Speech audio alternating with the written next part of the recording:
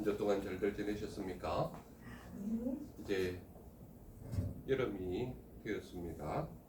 그러므로 더운 날에 하나님 안에서 은혜롭게 더위를 잘 이기는 그러한 삶이 우리 모두의 삶이 되시기를 바랍니다.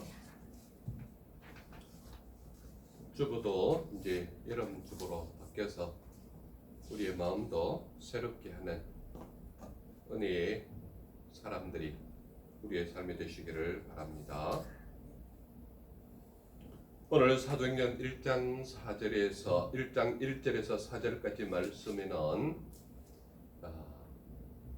죽은 자의 부활이라는 내용들이 계속해서 주장하고 있는데, 여기에는 사도들이 누구를 드렸는가 하면 바로 예수 그리스도의 부활을 전했던 것입니다.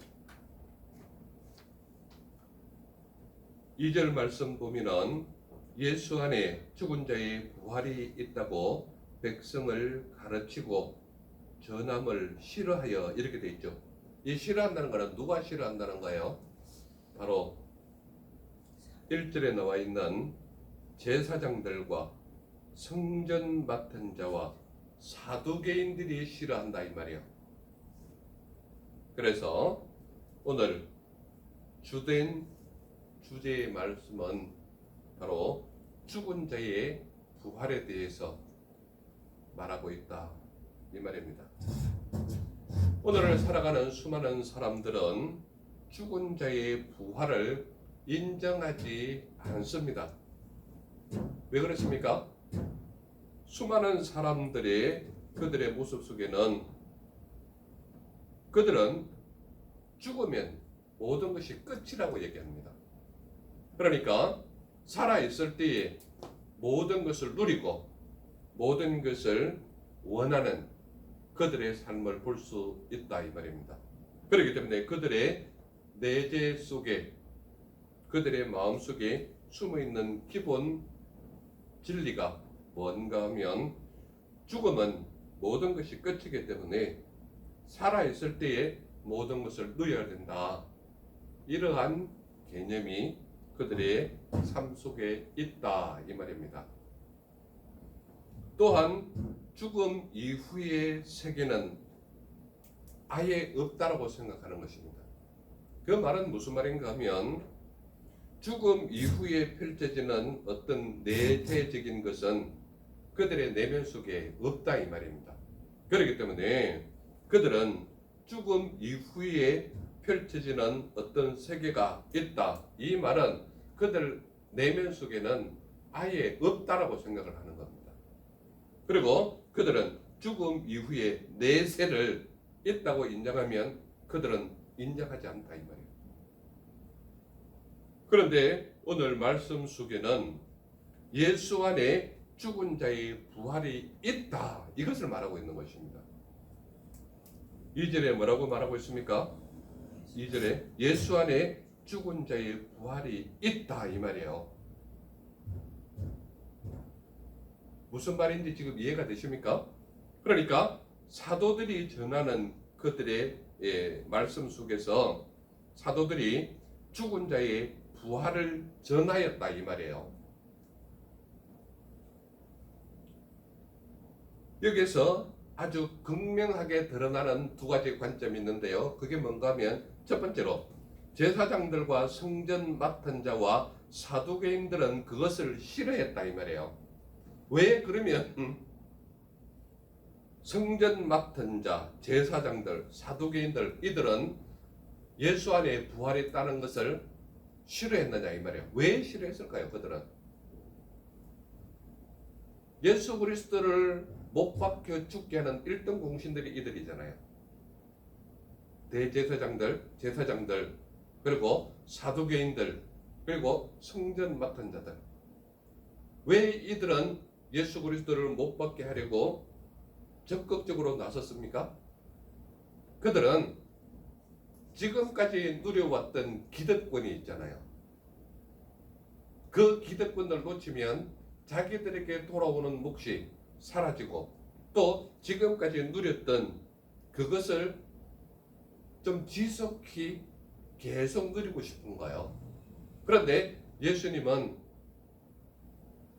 자기들의 기득권에 반하는 행동을 하니까 로마의 집정권 앞에서 죽여달라고, 차라리 살인자 바라바를 내어달라고 요구하는 것이 바로 제사장들이었고 사두개인들이었고 성전 맡은 자들이었다 이 말이에요. 그렇기 때문에 그들은 바로 제사장들과 성전 맡은 자와 사두개인들은 예수 안에 부활이 있다라는 것을 극명하게 싫어하는 거예요. 그리고 그들이 싫어하는 이유 중에 하나가 바로 앞에 지금 4장 있는 바로 앞에 3장에는 어떤 일이 있는가 하면 성전 미문 앞에 있는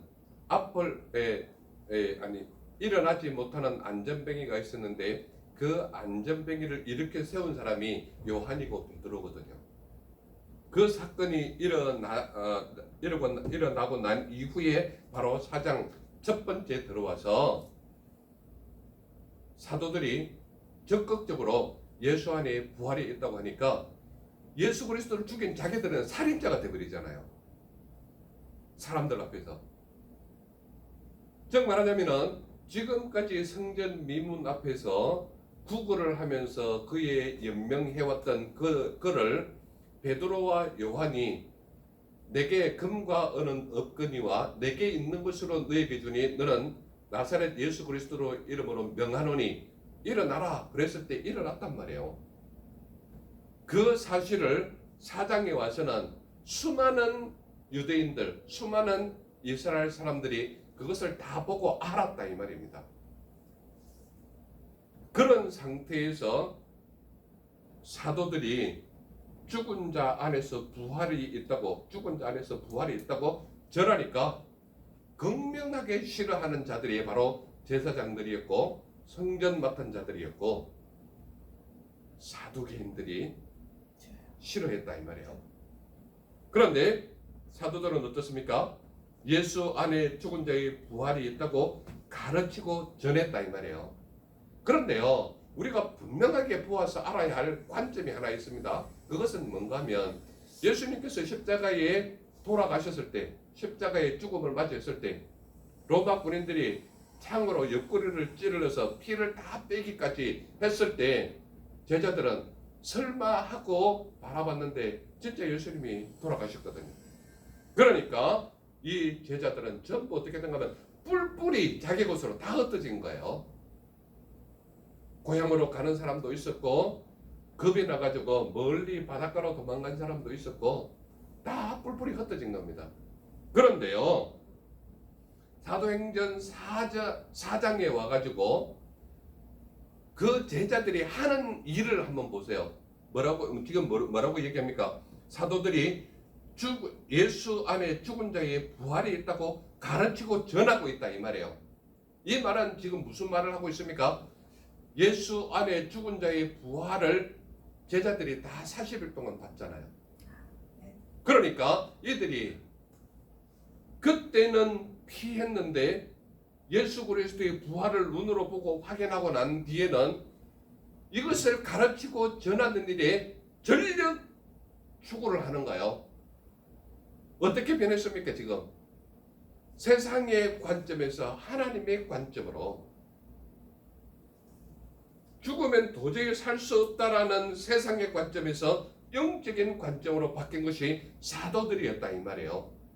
그러니까 이 사도들은 어떠한 역사가 일어났는가 하면 예수 그리스도의 십자가의 죽음을 보고 다 도망했던 그들이 예수 그리스도를 적극적으로 전하는 거예요.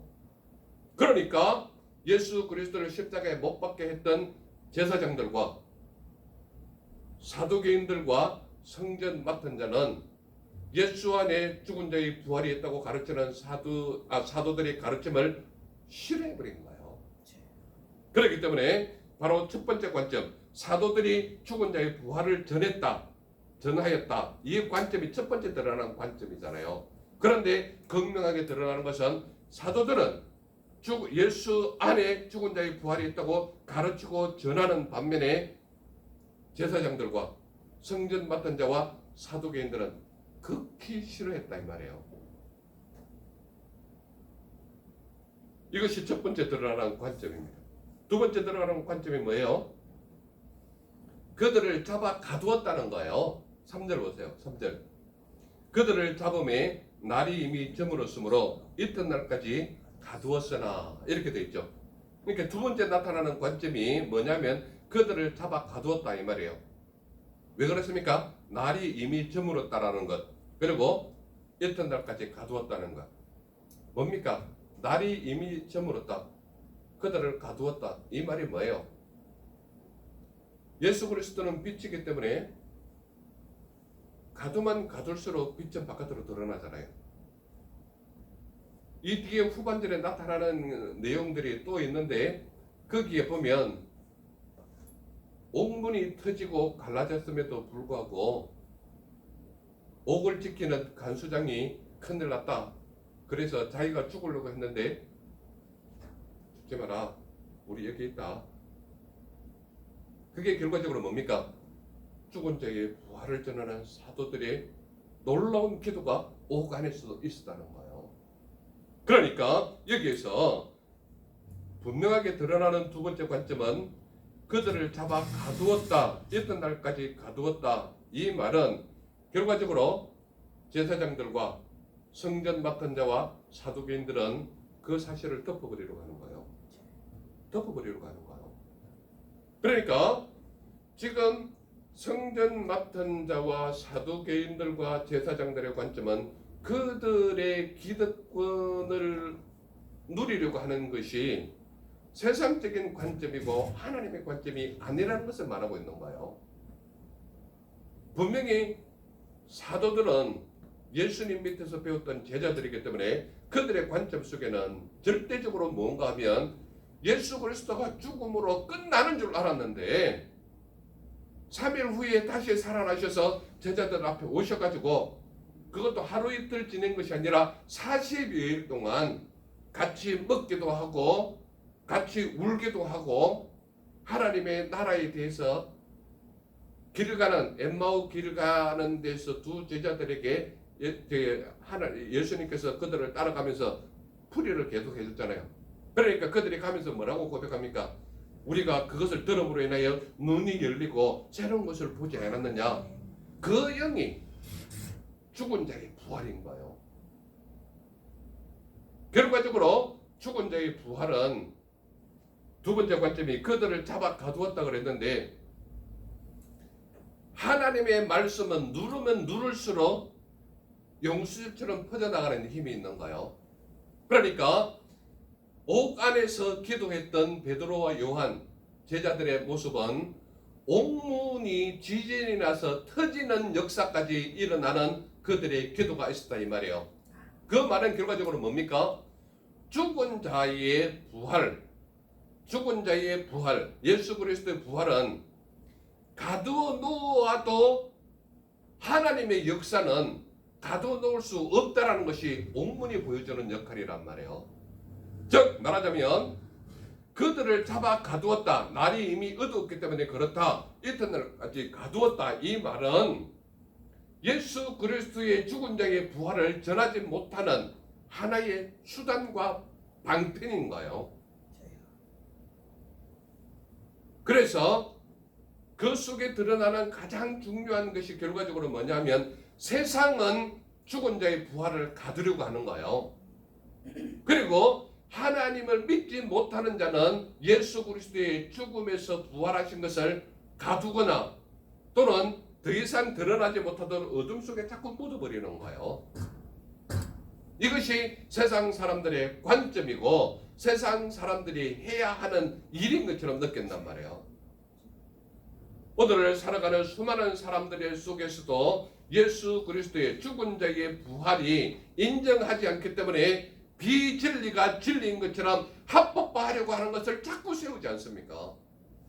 이것이 바로 예수 그리스도를 알지 못하는 그들의 행동이요, 세상적인 관점이요, 죽은 자의 부활을 알지 못하기 때문에 그들은 가두려고만 하는 거예요. 철저하게 하나님의 진리이신 말씀이 세상 속에 드러나면 더욱 빛나는 빛이 되기 때문에 세상적인 관점은 어찌됐든 진리이신 이것을 가두려고 하는 그들의 모습이 바로 세상적인 관점이라는 거예요.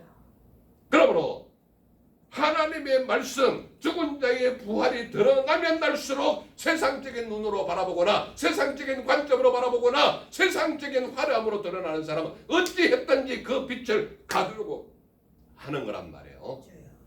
그러므로 그들은 사도들이 죽은 자의 부활을 전하고 가르칠 때에 그들을 가두고 마는 거예요.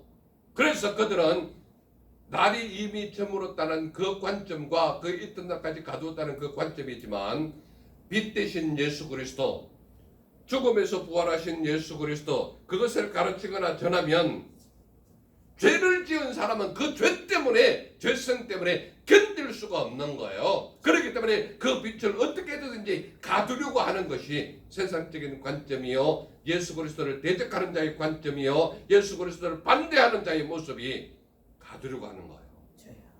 어찌됐든 그 빛을 없애려고 하는 거예요. 그렇기 때문에 비진리가 진리인 것처럼 자꾸 합법화하려고 하는 것이 세상의 관점이란 말이에요.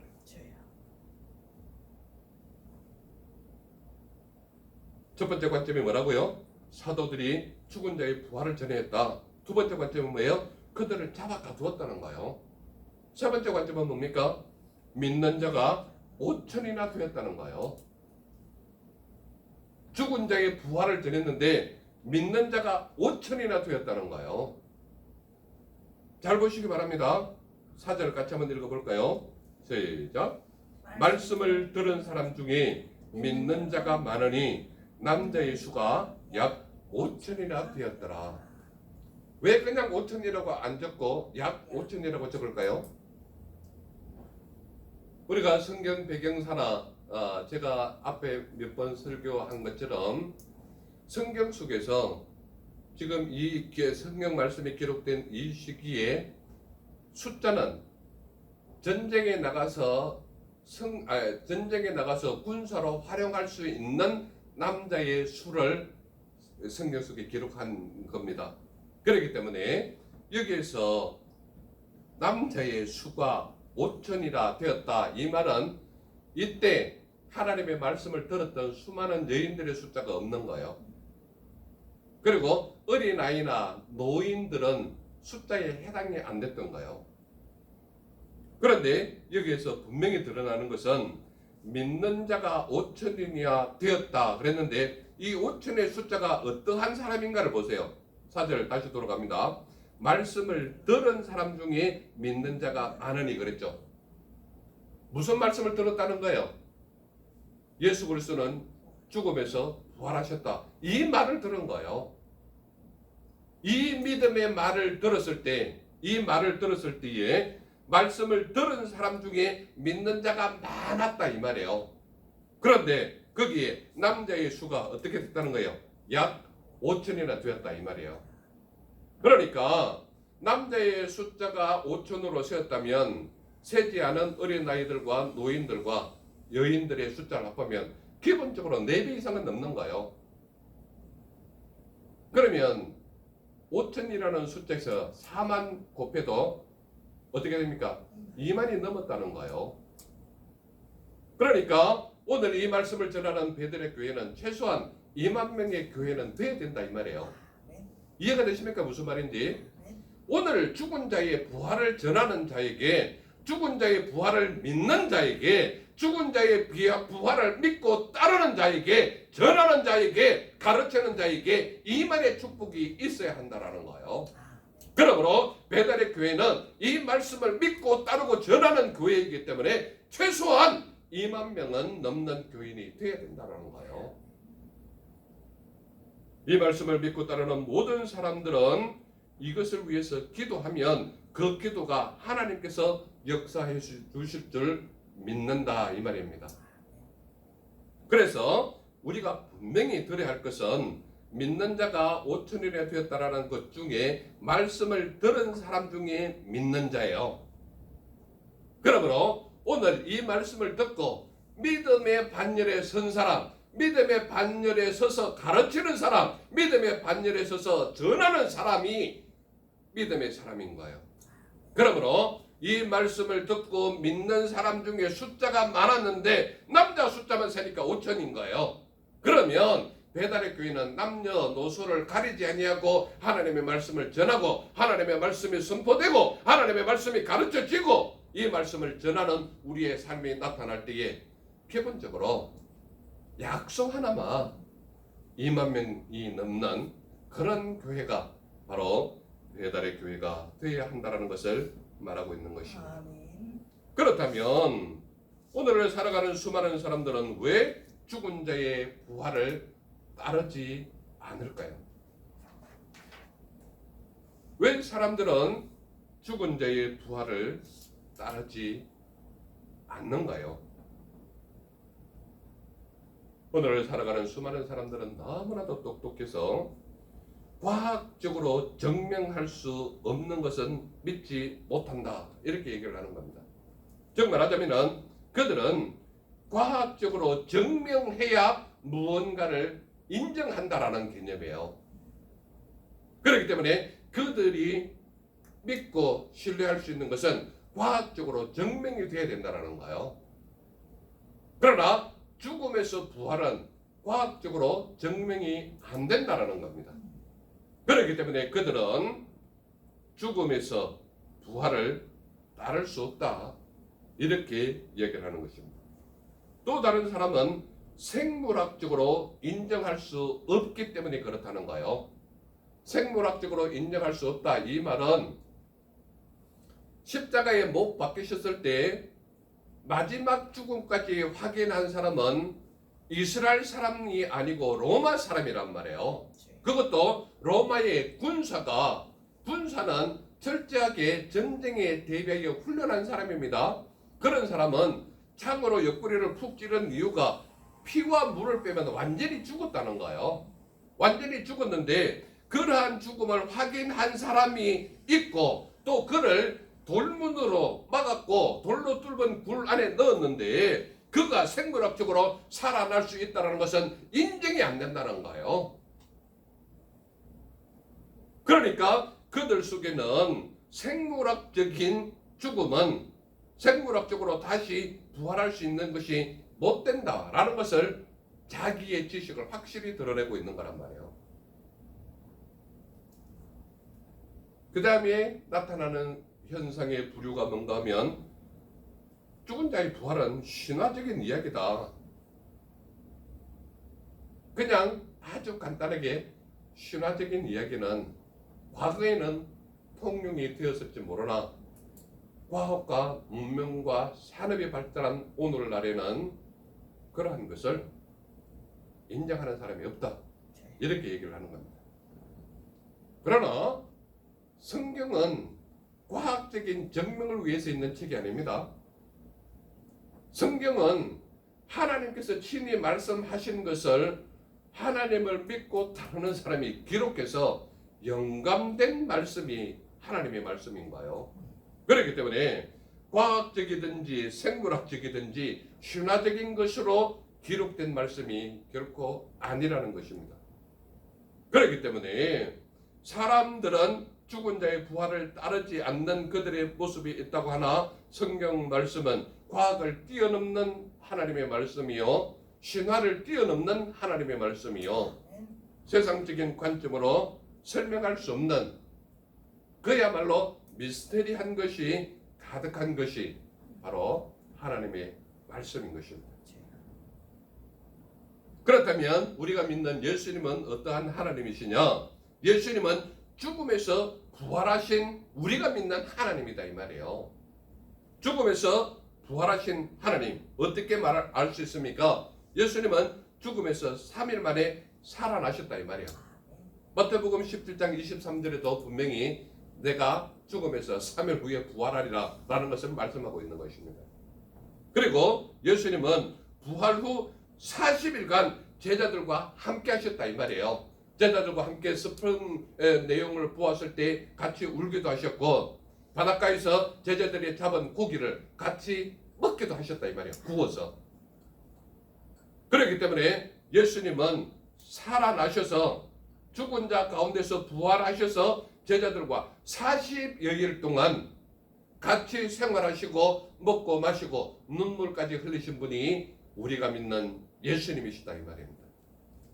그러므로 그분은 우리의 모든 것을 아시는 하나님이시요 우리가 또한 부활을 위하여 예수 그리스도를 믿는 믿음의 반열에 서라고 말씀하시는 분이 예수님이시다 이 말입니다. 그러므로 그 예수님은 사람들이 생각하는 영원한 죽음에서 3일 만에 확실하게 부활하셨고 또한 부활 후 40일간 제자들과 함께 하셨고 또 그분은 40일이 지난 후에 하늘로 승천하신 후에 내가 이제 가면 너희를 돕는 보혜사를 보내리니 그 보혜사는 너희를 돕는 성령 하나님이시라 이것을 분명히 말씀하셨거든요. 그렇기 때문에 승천 후 그분은 하나님 우편에 앉아 계셔서 우리를 위해 중보하시는 하나님이 예수님이시다. 그러므로 예수님은 죽음에서 부활하신 살아계신 하나님이시요 아버지 하나님 우편에 앉아 계셔서 우리를 기다리시는 하나님이시요 우리를 위해 중보하시는 하나님이 예수님이시다 이 말이에요. 그러므로 그 예수님은 죽음에서 부활하신 하나님이시요 살아계신 하나님의 아들 독생자 외아들이시요 그분은 지금도 하나님 우편에 앉아 계셔서 우리를 위해 기도하시는 하나님이시다 이 말이에요. 그렇다면 오늘 우리 믿는 사람은 어떻게 살아라고 지금 말씀하는 것 같아요. 이 말씀이 오늘날 예수 그리스도를 믿는 우리 믿음의 사람은 죽은 자의 부활을 믿고 따르는 삶을 살아라 이것을 말하고 있는 거예요. 어떻게 살아라고 말합니까? 예수 안에 죽은 자의 부활이 있다고 가르치는 삶이 우리의 삶이 되어야 된다는 거예요. 2절 보실까요? 예수 안에 죽은 자의 부활이 있다고 백성을 가르치고 이렇게 돼 있죠. 그러니까 오늘 저와 이 말씀을 듣는 우리 모두는 예수 그리스도를 믿는 믿음의 사람으로서 첫 번째 해야 할 일이 예수 안에 죽은 자의 부활이 있다고 가르치는 삶을 살아야 한다 이 말이에요. 우리가 자나깨나 하나님의 말씀 속에 있어야 하고 그 말씀을 가르치는 것은 하나님의 말씀이 우리에게 무엇을 말하고 있는지를 깨달은 사람이 가르치는 거란 말이에요. 그러므로 이 말씀 예수 그리스도 안에서 죽은 자의 부활이 있다라는 이것을 가르치려면 이 말씀을 믿는 자가 되어야 되는 거예요. 그래서 이 말씀을 따르는 우리 모두는 이 말씀을 철저하게 나 아닌 모든 사람 그가 믿는 사람이 됐든지 믿지 않는 사람이 되었든지 간에 그에게 다가가서 예수 안에는 부활이 있습니다. 그래서 예수 그리스도를 믿는 믿음의 사람은 예수님께서 재림하시는 그 때가 되면 우리는 다시 부활하는 사람이 된다. 이것을 가르쳐야 된다는 거예요. 그래서 첫 번째 우리에게 나타나는 삶은 예수 안에 죽은 자의 부활이 있다고 가르치는 삶이 우리의 삶이 되어야 한다 이 말이에요.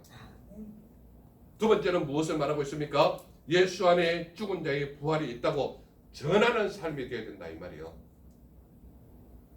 가르치면 이것을 반드시 전해야 되는 거예요. 누구에게 전해야 됩니까?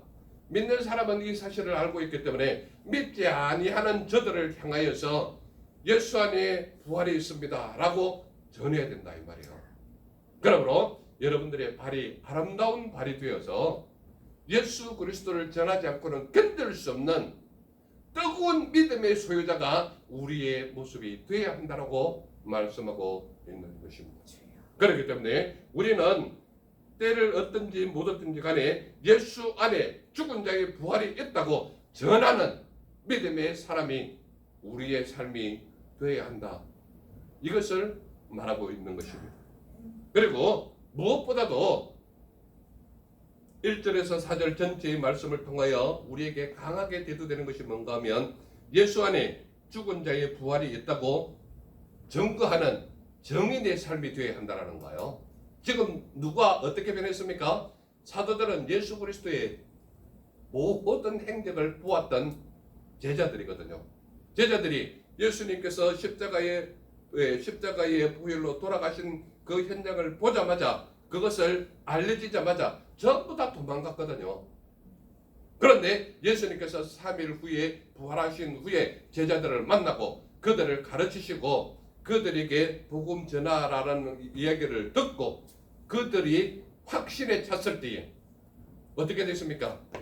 죽으면 죽으리라고 감옥에도 가고, 죽으면 죽으리라고 예수 그리스도를 전했고, 죽으면 죽으리라고 하는 그 확신 속에서 예수 그리스도 안에 있는 사람은 부활이 있다라고 전했던 것입니다.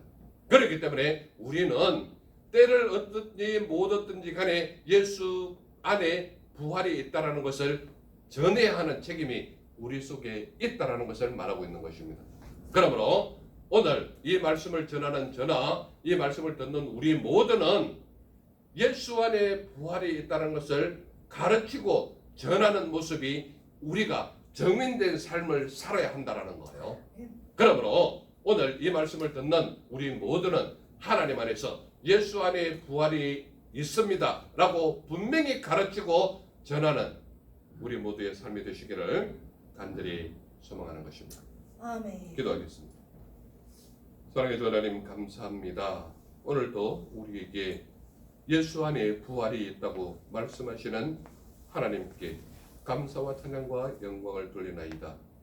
우리의 남은 생애가 주님 안에 있기를 소망하며 주님의 뜻에 합당한 주의 종들의 삶이 되게 하사 예수 안에 부활이 있다고 가르치고 전하는 정인된 삶이 우리 모두의 삶이 되게 하여 주옵소서. 나를 보내주신 주 예수님 이름으로 감사하며 기도드렸사옵나이다.